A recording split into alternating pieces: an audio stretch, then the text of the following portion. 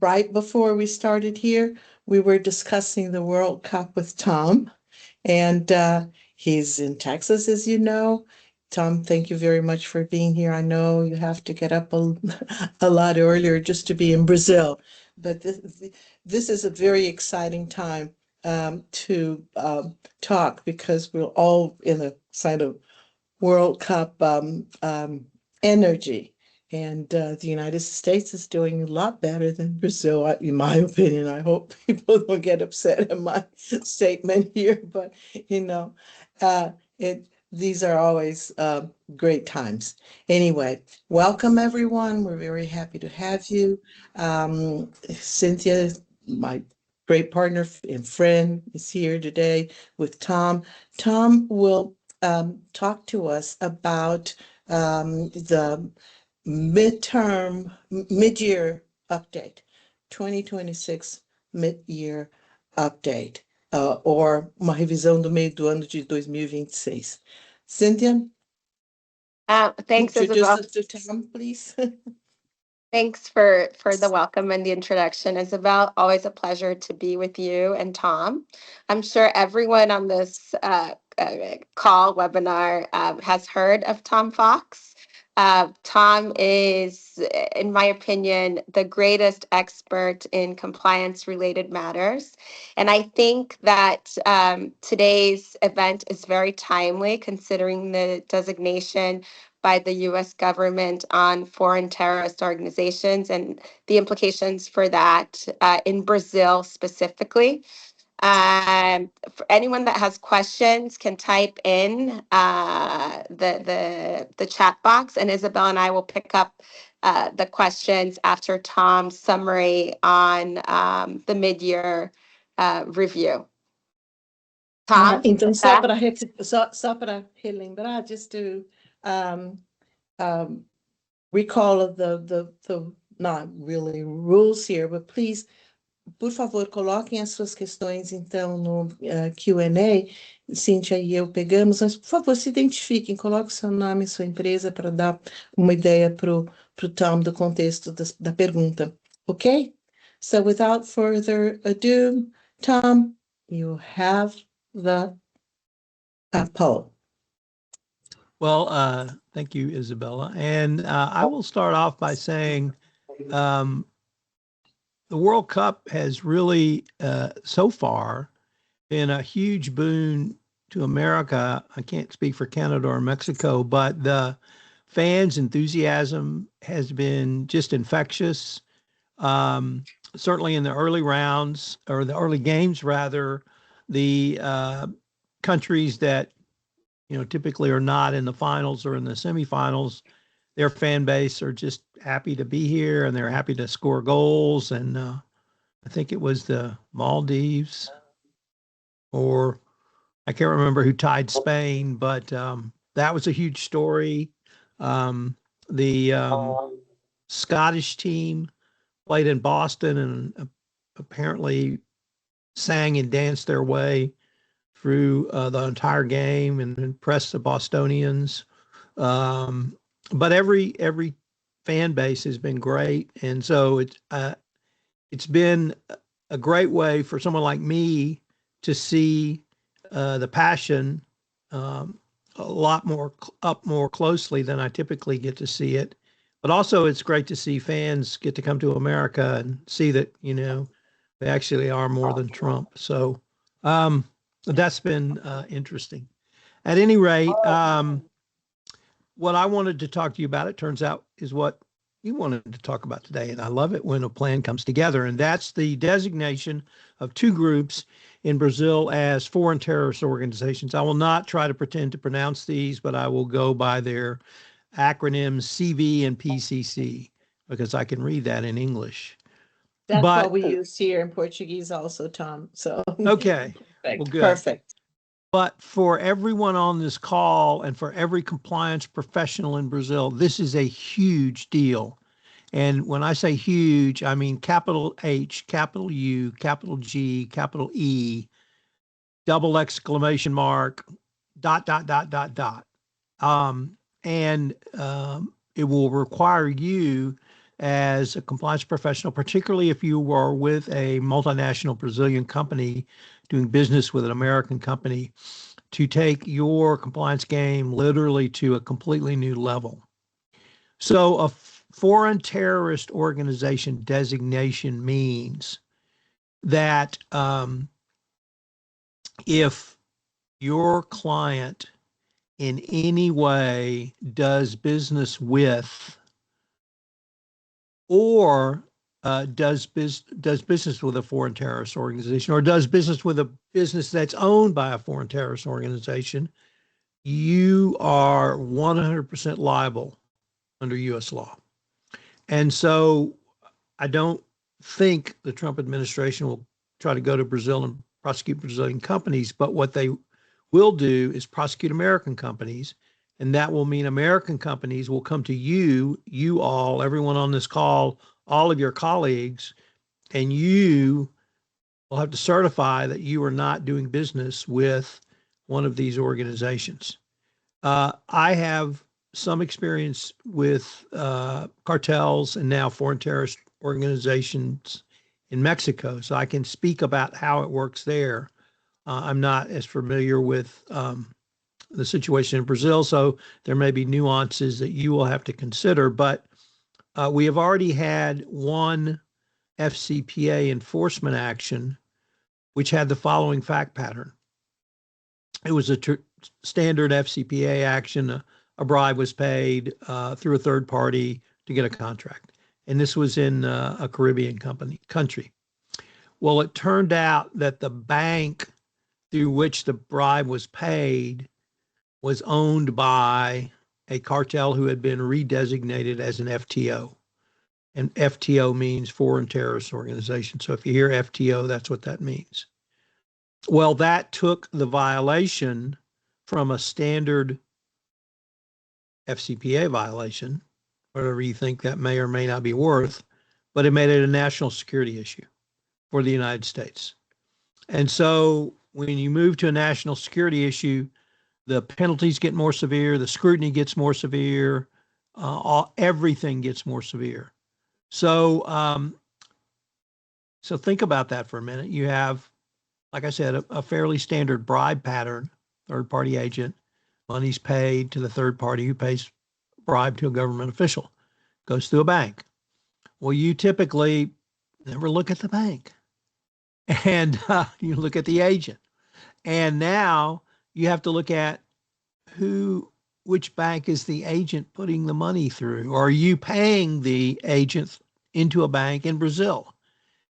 Well, are you doing due diligence on the bank in Brazil? And you would probably say, well, no, we're not. We may have looked at it from a money laundering perspective to see if they're on any international sanctions list, but that is not sufficient. You have to demonstrate you have looked at ownership, beneficial ownership. Now, if the bank is a large Brazilian bank, a publicly owned bank with stockholders, that may be sufficient. But if it's a privately held bank, you may have to start digging into the ownership of that bank and the bank that you're doing business with, and you may have done business with for years. So everything you have done in the past, you now have to do it to another level. Now, once again, this is not internal Brazil. This is not you doing business with another Brazilian company. But if your company has a touch point with an American company, that's where you're going to have this increased scrutiny. And it's not going to be from the U.S. government initially. It's going to be from your U.S. counterparty. And they're going to ask you, what due diligence have you done on all of your vendors in Brazil? Have you looked at them to see if they've had any former crime/cartel touch points, now FTO touch points? You probably haven't looked at that because in Mexico, U.S. companies didn't look at that to see if there were cartel touch points because it wasn't required. And it may be that the cartel touch points are former cartel, now FTOs, are so embedded that it's not obvious. So they may be beneficial owners. They may have some ownership stake that's not disclosed. I don't pretend to say this is going to be easy, but it's going to be something your U.S. counterparties are going to require from you because the U.S. government's going to require it from them. And I cannot overemphasize the level of scrutiny that the U.S. government will put on U.S. companies doing business in Brazil, which will flow down to you if you're doing business with a U.S. company. So you need to look at how are you at risk. So I would say your analysis would start with, are we doing business with a U.S. company? Are we in a supply chain that does business with a U.S. company? Meaning you're not the direct supplier to the U.S. company, but say you're down the supply chain. It's going to get to you at some point. So who is your customer? Who is the end using customer if it's not your direct customer up the chain? Now, once you've made that, now if you're doing business in Brazil with a Brazilian company or any other company from a country other than the United States, your analysis could end there because FTOs only apply to U.S. companies, and this risk may not apply to you. But if you're anywhere in the supply chain doing business with a U.S. company, or you're doing direct business with a U.S. company, this is a new risk for you, and you need to manage this as a risk. Now, the tools we all have to manage this risk are the same tools you use today.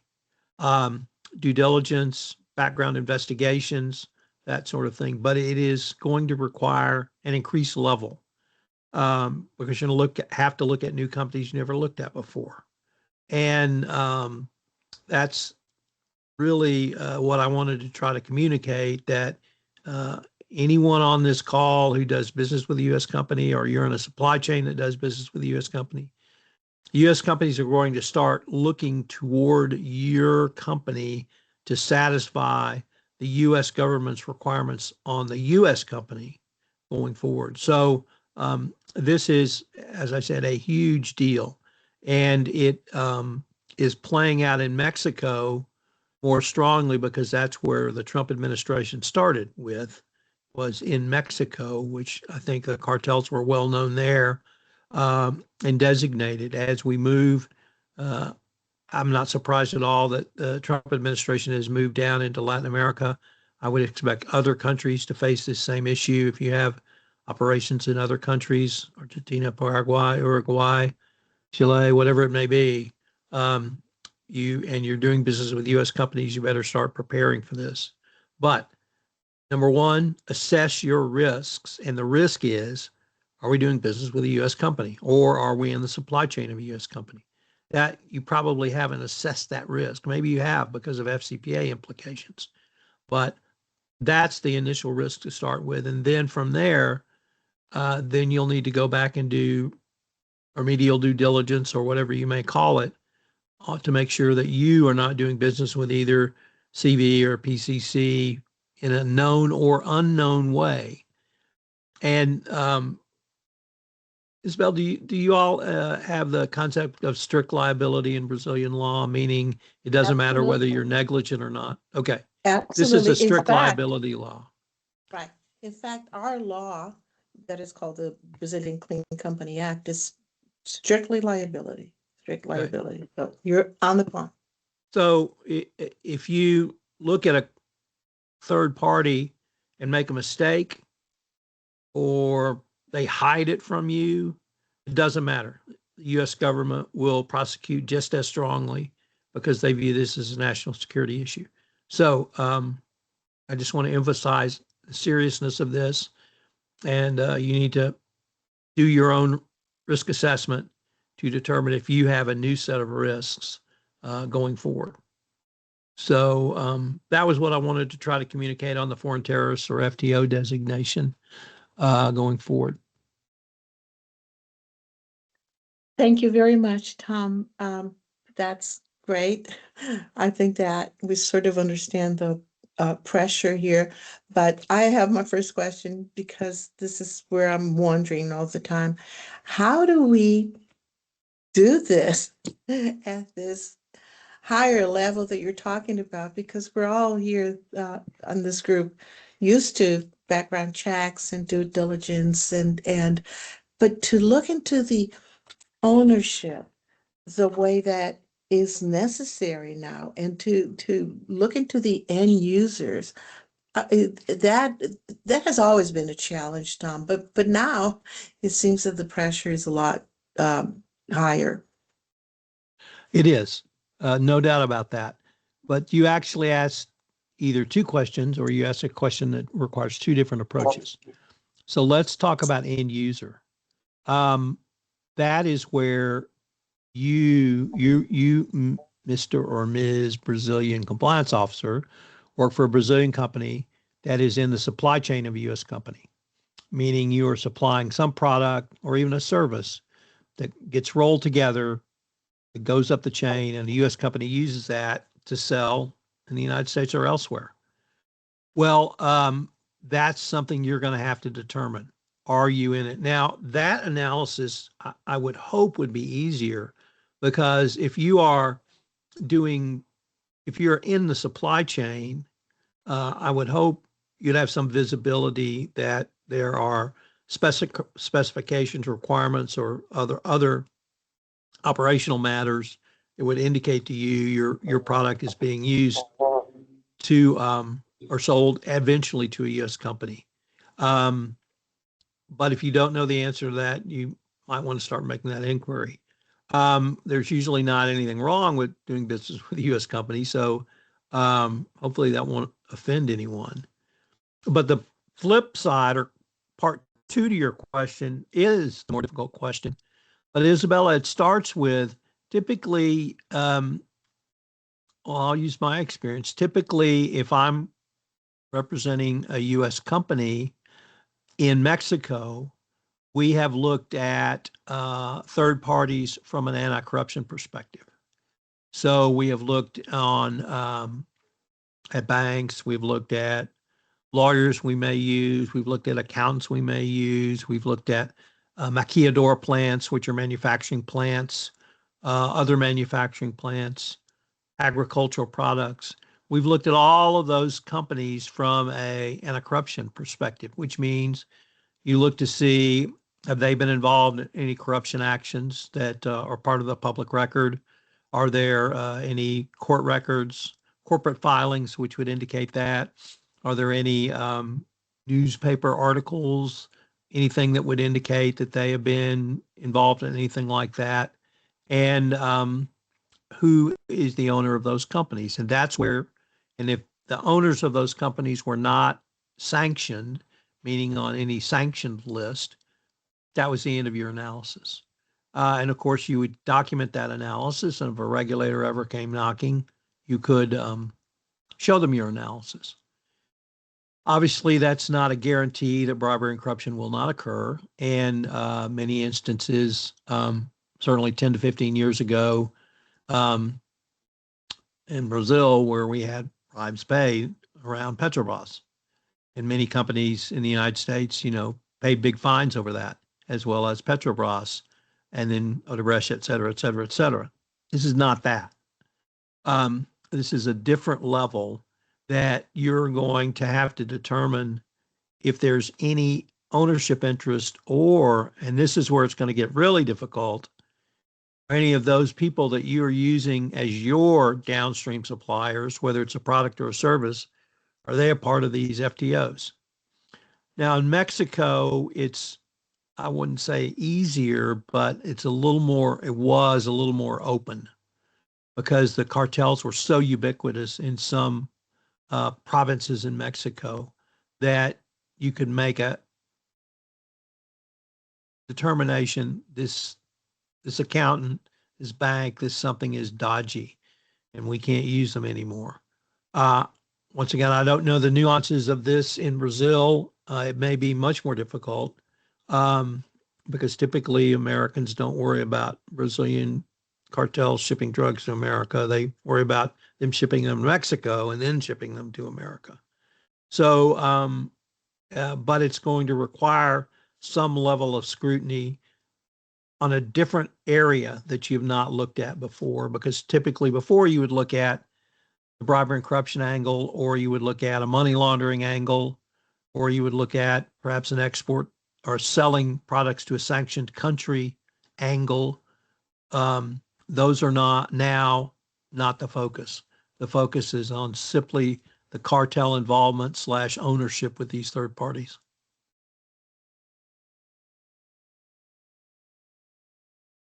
Tom, I have lots of questions, but one that I think I would love to hear your thoughts on are, and it may be too philosophical or political, but what prompted this designation? Because I mean, I do see them as terrorist organizations, but there is discussion as to whether it warranted that classification. What's in it for the US and how does that impact, Brazilian sovereign issues? I would love to hear your thoughts on that.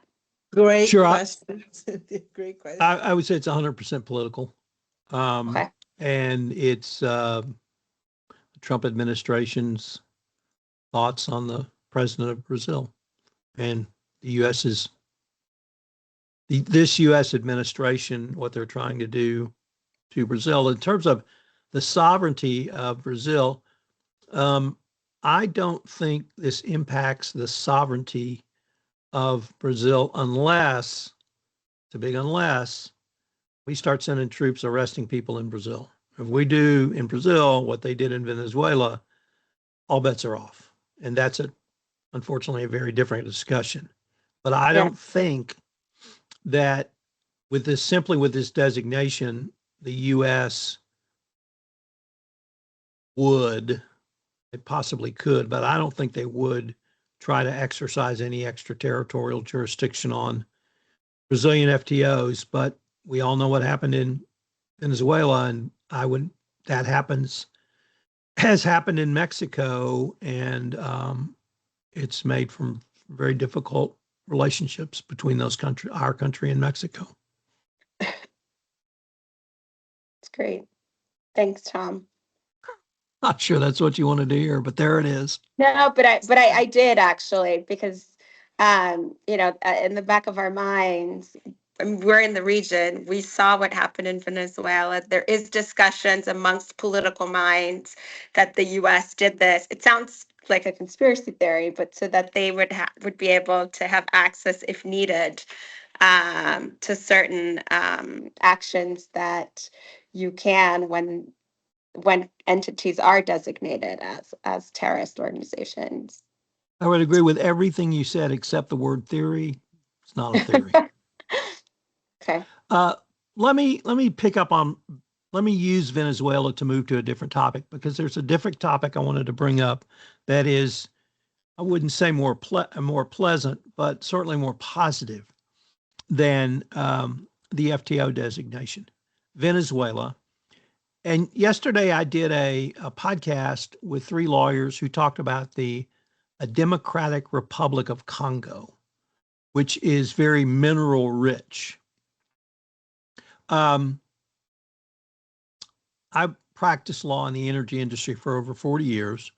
And so I've done contracts with, you name the national energy company, obviously Petrobras, PDVSA, Pemex, Saudi Aramco, et cetera, et cetera, et cetera, et cetera. But I can remember a time when the U.S. did business with PDVSA, and I did business with PDVSA, and I met PDVSA lawyers, and they were very professional. This was before kind of Chavez took over PDVSA. But, and I think you would all know the history of the U.S.'s relationship with Chavez and Maduro and what led to the arrest of Maduro. But the risk in Venezuela became extraordinarily high to the point where no U.S. company except Chevron was doing business there.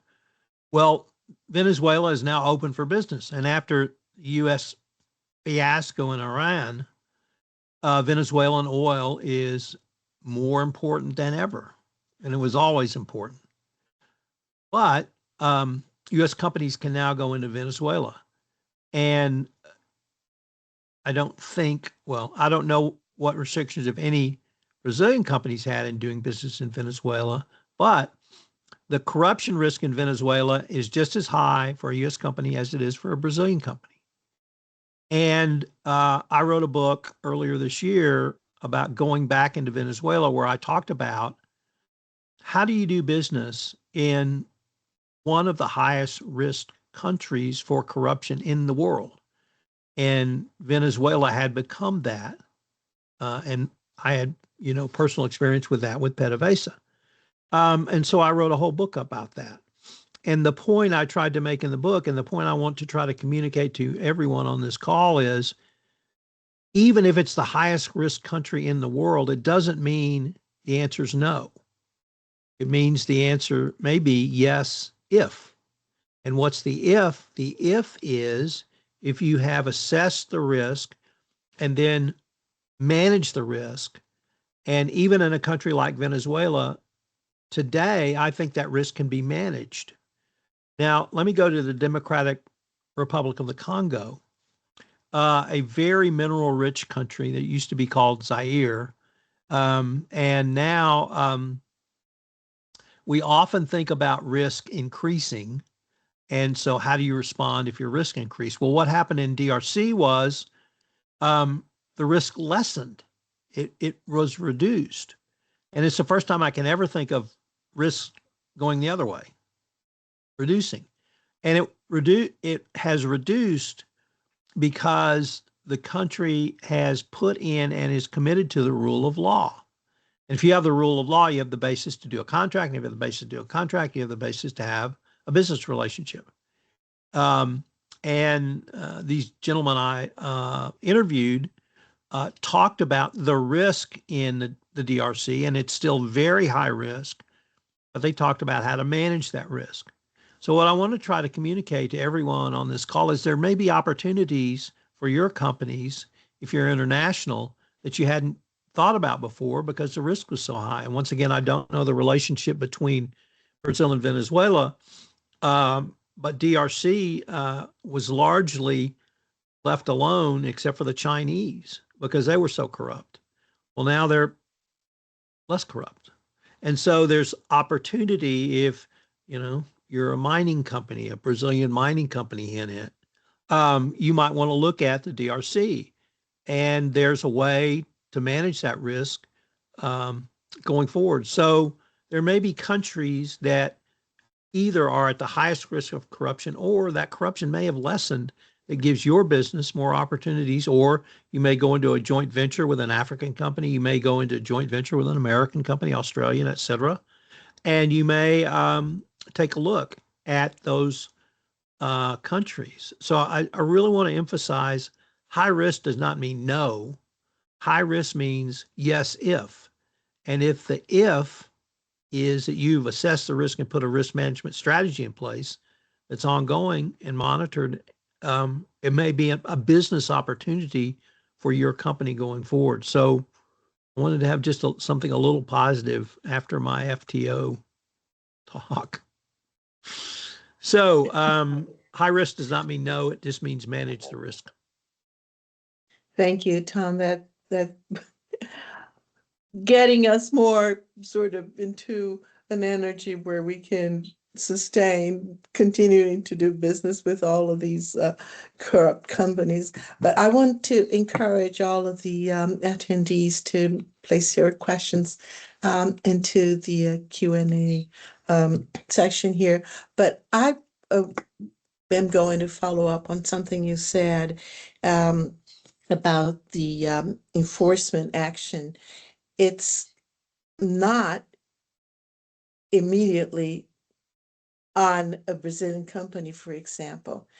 The government, the U.S. government will go after the U.S. company. So can you walk us through the steps? And we understand that we have to do our risk assessment and be a lot more careful, et cetera, et cetera.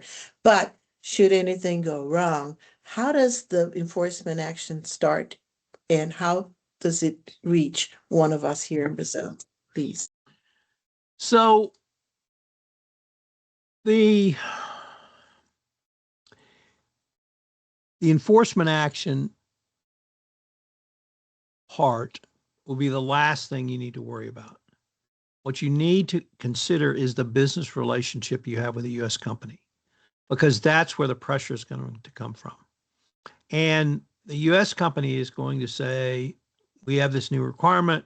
It is the FTO designation of CV and PCC. We need you to certify to us you are not doing business with either of those two. And so I would expect that inquiry / business request or even demand be made much sooner than an enforcement action. And that's, and I don't mean to say an enforcement action is not important, but an enforcement action is a fine and penalty. You know what your costs are, you can reserve for it, you're done. If you lose business, you've lost not the bottom line, you've lost off the top line. And if a U.S. company says, I'm sorry, I can't do business with you in Brazil because you can't meet our new requirements, you've lost a customer. And that is a cost. And it's a cost you don't want to have.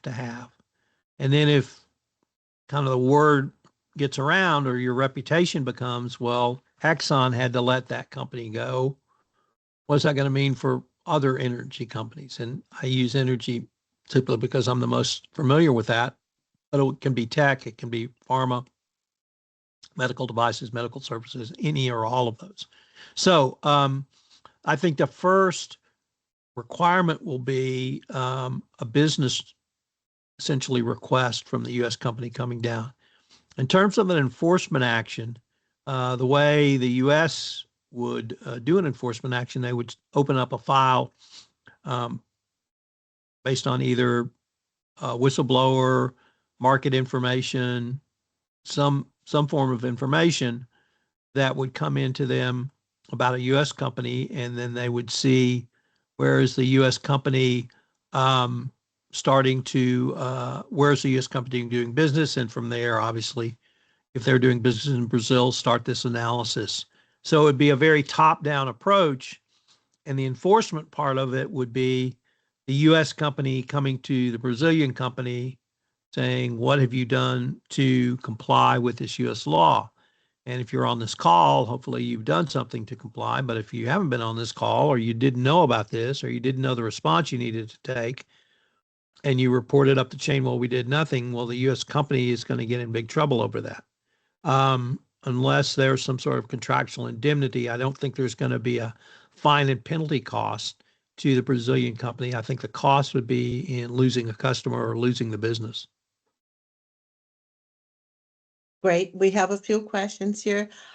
Cynthia, I think the first one is Lucas Pedro Luciano. Belle, can you get that one until I figure Okay. out here how to access the Q&A? Sorry. Okay. Yes, because I'm looking at the times here. It's a question from Lucas Pedro Luciano. He says, hello, I work in the energy sector. What changes are most important in compliance programs in light of the risk of connections in criminal organizations? Thank you, Certainly. Lucas. Yes, Lucas. Thank you for the question. The answer would be, who are you doing business with? And who are you doing business with that would be a part of anything you did with an American company? Sorry to say lawyers, but bankers. Sorry to say accountants, forensic types.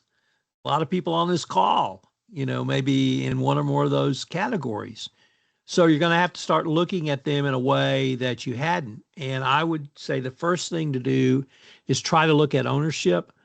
If it's a public company, that may make it a little bit easier. But if it's a private company, hopefully you know who you're doing business with from the business perspective, whether it's a credit risk or you have some information so that you can assess, is this someone who's, like I said, credit worthy or we should be doing business with? And so you can build on something you've done. But if you've never looked at the ownership structure of your key counterparties, that's a question you're going to have to start asking. And if you're in the energy space doing business with a U.S. company, I would say you would be directly in line for what the U.S. government wants to start investigating. Thanks, Tom. We have another question here from Yuri Moraes from a company in the alcoholic and non-alcoholic beverages sector. His question is, with organized crime increasingly infiltrating legitimate businesses, how should compliance frameworks evolve to address SDGT and FTO risks, and what key mindset shift is required? Can you tell me what SDGT is? Bill? I'm trying to wonder it myself because SDGT, Yuri, you got us here. But let's start with addressing the FTO risks and Okay. Oh, I think I did a Google here, so I apologize. Specifically designated global terrorist. Okay. Very good, Yuri. Very good. Thank you. Now I know something. It's always great to learn. So really it's what, Yuri, what we've been talking about. Who are you doing business with? And that's the key question. Are you, if you're in the business, are you a supplier of product, whether it's a beverage, alcoholic or non-alcoholic? But think about all the people who, may build crates you put bottles in, all of the bottlers, everyone involved in the supply chain. And if you're one of your suppliers, it turns out is owned by SDGT or FTO designated parties, that's going to contaminate all the way up to the U.S. company you may be selling at the end of the day. So it's going to require you to know who you're doing business with. And in this industry in the United States, although it's changed somewhat, this grew up largely as what we call mom and pop businesses, meaning, beer, Coca-Cola, Pepsi, all of the huge international brands. They were huge international brands, but they were all local businesses. So a local family-owned bottling plant, a local family-owned Coca-Cola franchise, a local family-owned Budweiser distributorship, now AB InBev. And so you have the anomaly of a major international corporation, but really a very different localized model. So you're going to have to look at that and be able to demonstrate you have looked at it and you've matched it against any of these lists of designated parties. Very good. Thank you. Cynthia, I figured out what's going on with the Q&A. It's some people are placing questions as comments rather than questions, so we don't see them. But I have the next one is from our dear friend, João Elecchi. As you may recall, Tom, you know João Elecchi. Yes. He says, good morning, and thank you for your thoughtful insights. Do you believe that the FTO designation for a PCC CV can be revoked moving forward? Actually, what raises this question is the fact that a Brazilian Supreme Court judge was reached by the Magnitsky Law, and subsequently it was revoked. Are these 100% political decisions prone to come and go in short periods of time? A designation is simply that, a designation. It is not a law. It's a U.S. government making a decision to designate. There can be an undesignation or a redesignation. The Magnitsky Law is a different law, and although it was clear to me that designation of the Brazilian judge was purely a political retribution by the Trump administration, and somehow they finally realized that's a bad thing to do to judges in democratically elected countries. So the designation was revoked. But in terms of the FTO, yes, absolutely, they can be revoked. I would not say quickly, and I would not say during the term of this administration. Thanks, Tom. Yes, I have a question here in the chat from Luisa Sabrosa. He says, Tom, thanks a lot for the insights and advice. Pretty aligned with what Cynthia mentioned. However, considering this new scenario, when we talk about background checks and due diligence, are there any new international standards that need to be considered and incorporated in order to ensure a proper risk assessment? There are no new international standards. What I do know, there's obviously a Brazilian privacy law in place.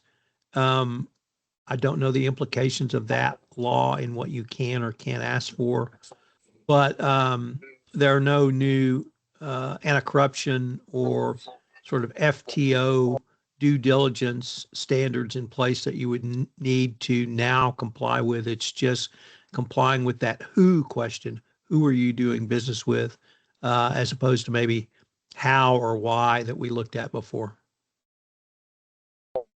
Great. I have the next question here. I think it's a great one. It's from Evelyn. Sorry, we're having some difficulty here with the questions and comments, but I was able to copy hers. It's Evelyn Gonçalves Barbosa, and she says, from a compliance perspective, what do you consider to be the most effective ways to create robust and defensible evidence that a risk assessment has been properly conducted? In the event of regulatory scrutiny of an enforcement action, what documentation and governance practices best demonstrate that the organization adequately identified, assessed, and addressed these risks? Thank you, Evelyn. Sure. So there are no trade secrets in risk assessment. There are no trade secrets in risk management. It is a framework, and it's a framework either as simple as the following: assess your risks and then risk rank your risks. If you're in beverages, your risk is going to be different than energy, than tech, than health, all of those things. And then from ranking your risks, then you put together a risk management strategy. Then you train your employees on that strategy, you implement that strategy, you monitor the results of that strategy, and then you change or improve as required.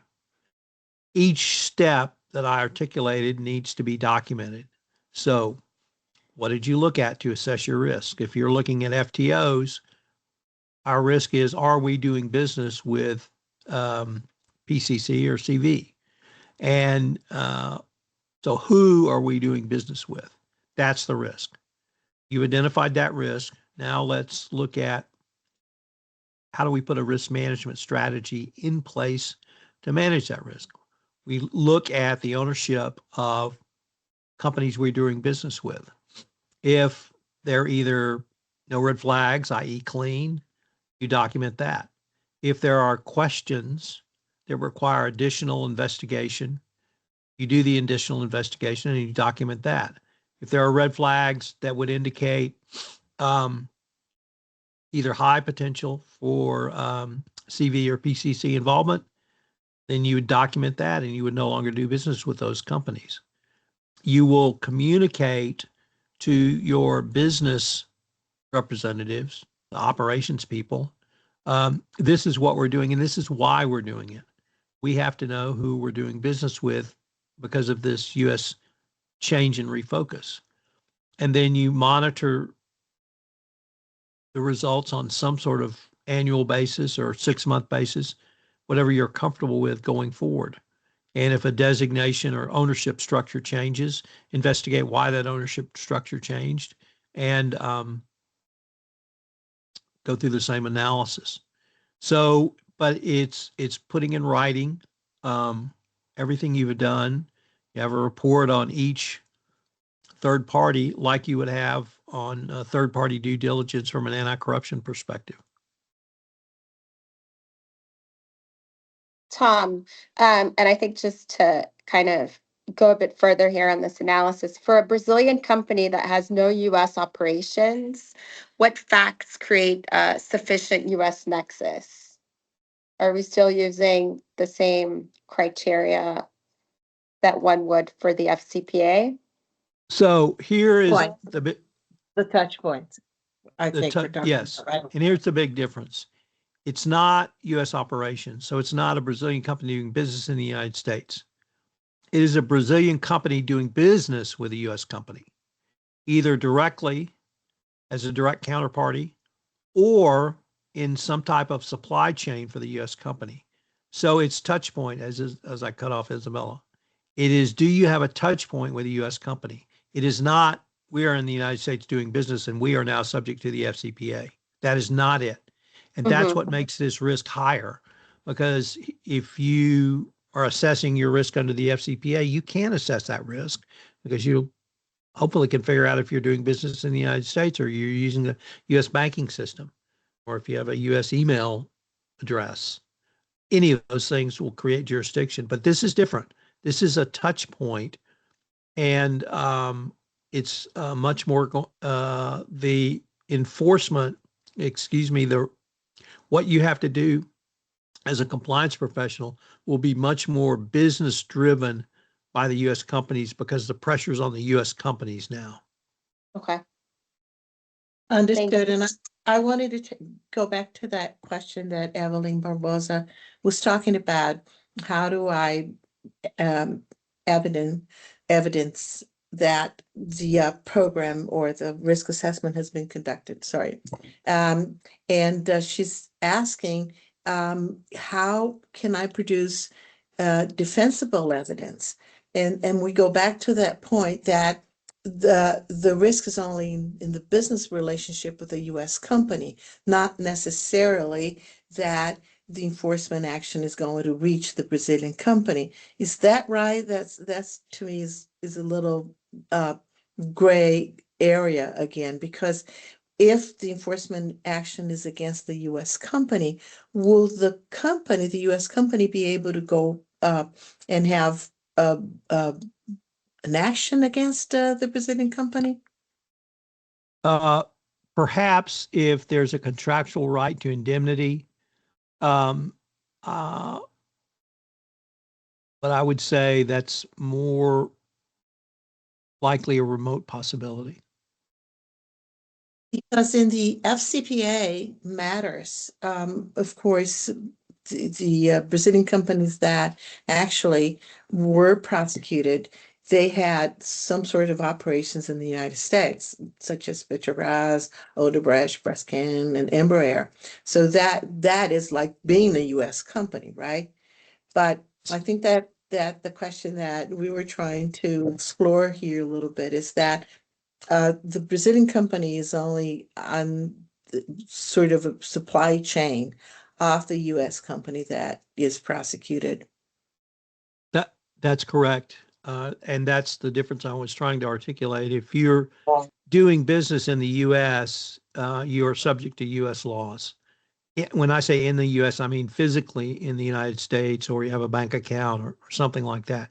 The FTO designation is not that. But the pressure is going to be the same or greater because of this business concern of U.S. companies. Okay, great. Thank you.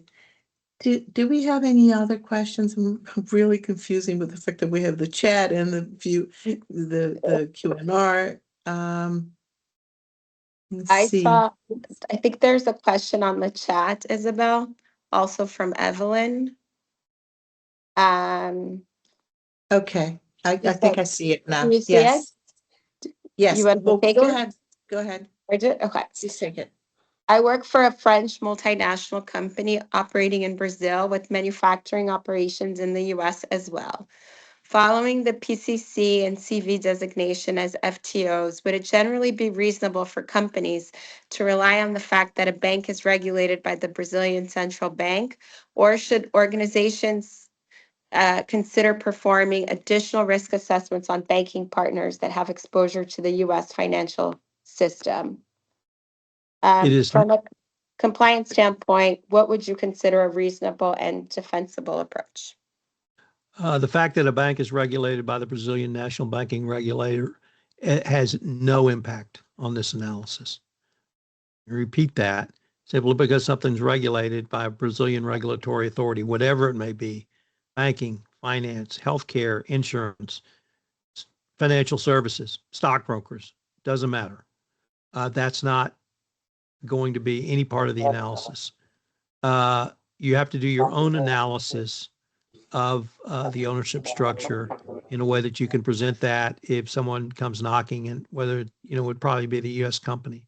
So just because someone is legally doing business in Brazil and under a regulated industry, it's not going to be any comfort for you. And in fact, the FCPA case I referenced early on in my remarks was a national bank that was regulated, but it had ownership from a designated drug cartel.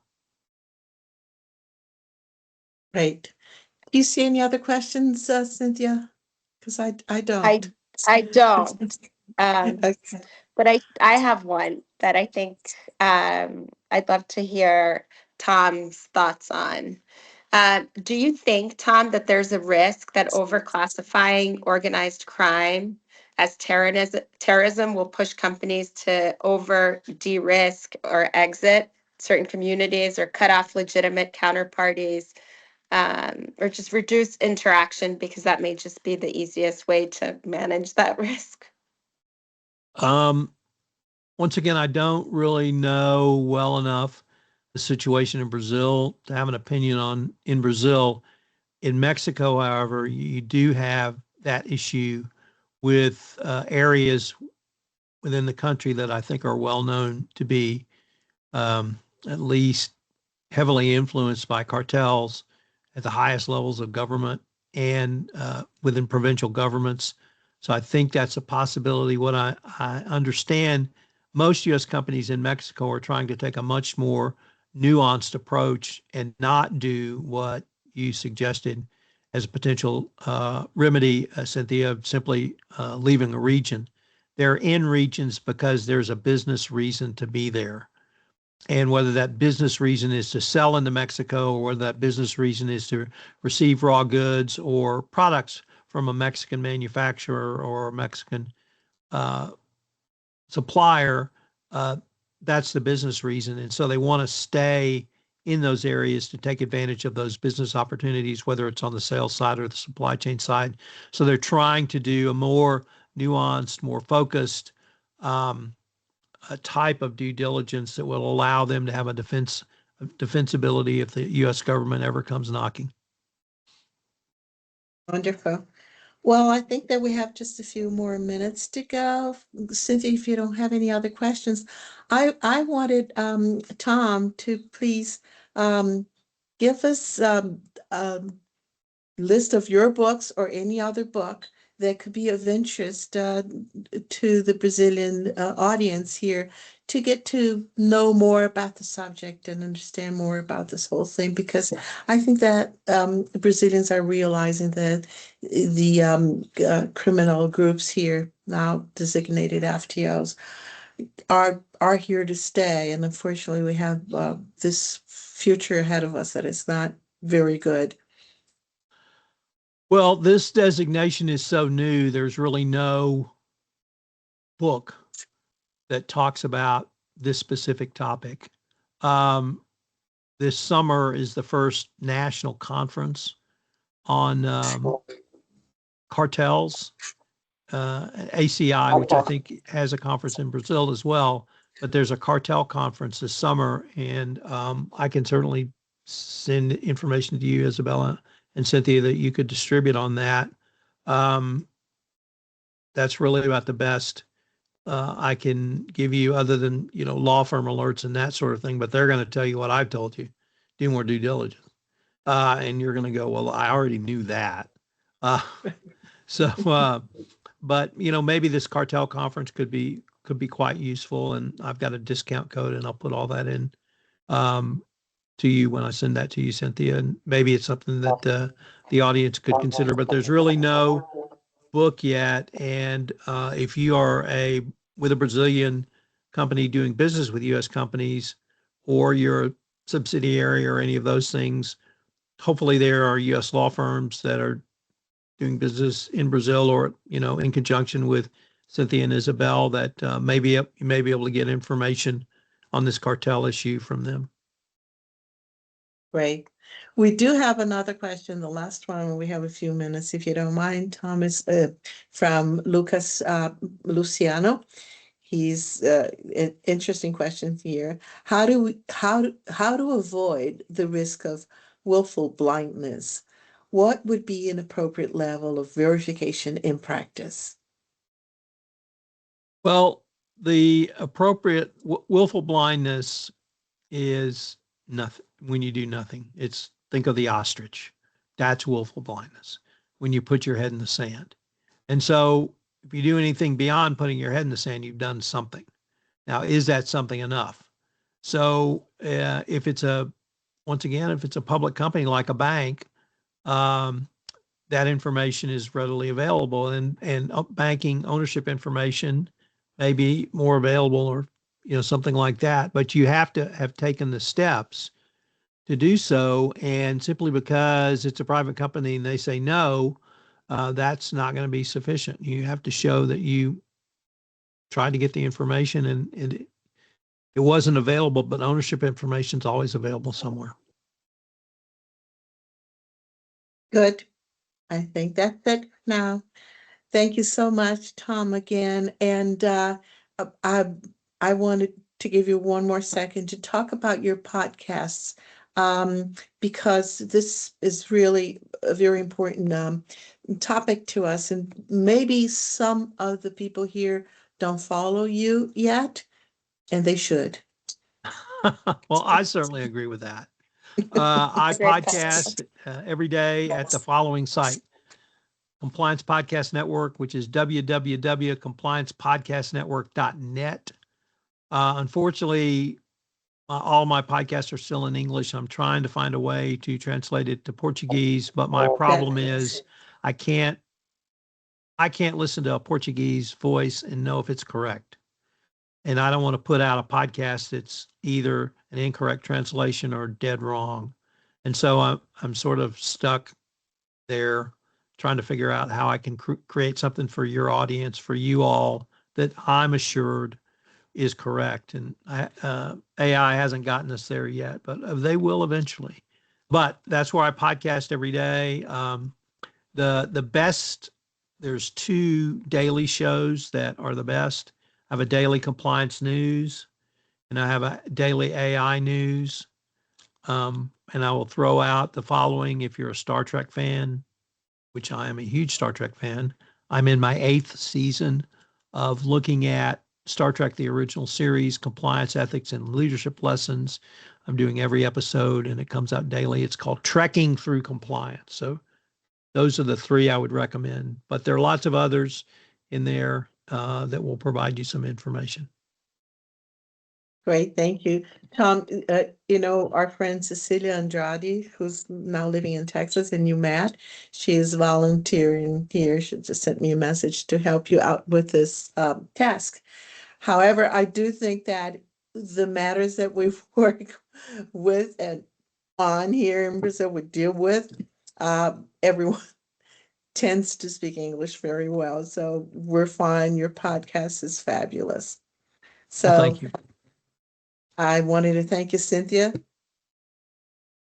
Thanks, Isabel. Thanks, Tom. And yes, do keep us posted on the cartel conference you go to this summer. I think we could all benefit from hearing your updates. Great. Thanks, everyone. Thanks. Good luck. Good luck this Friday. All right. Thank you. Okay. And good luck to Brazil also. Yes. Thank you so much. And have a wonderful summer. Sure. And we'll be back right after that. Thank you. All right. Thanks, Thank everyone. you all. Bye. Bye.